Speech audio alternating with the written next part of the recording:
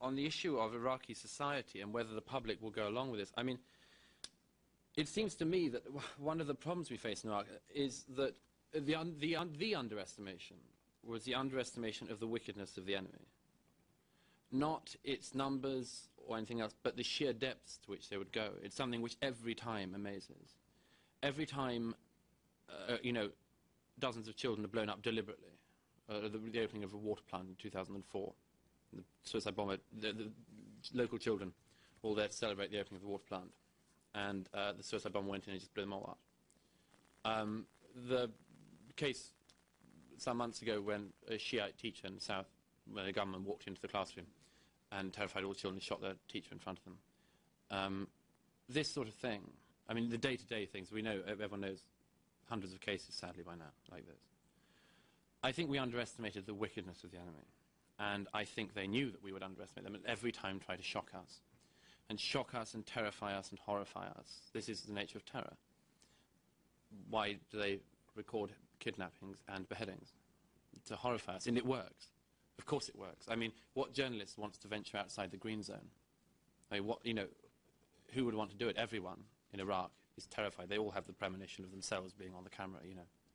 And that works. It works because every time they are steps and steps ahead of our wildest, you know, horror nightmares of what somebody is willing to do as a human being to another human being. And it's very, very hard to battle an enemy like that.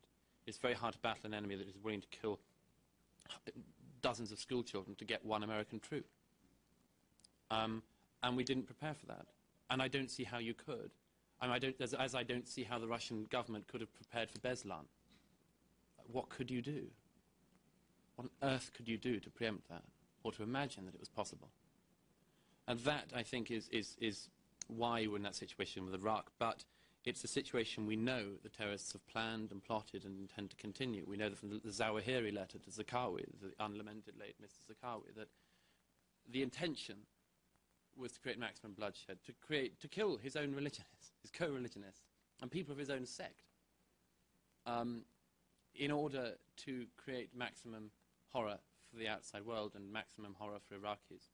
Sadly, all of the narrative, I hate that word, but it's hard to avoid, all the narrative of Iraq, of course, and I think they know this, they knew this, all the narrative has come down to the deaths in Iraq, of course, are at our hands for going in. I wish that the press in the West, and I wish the governments of the West, had stressed more that the death of people in a suicide bombing is solely down to the person who carried out the suicide bomb and the people who sent him. I wish that could be stressed more. I wish I weren't told constantly that 100,000 people had been killed by us. They hadn't. They weren't. Apart from the fact that figure's fallacious, of course.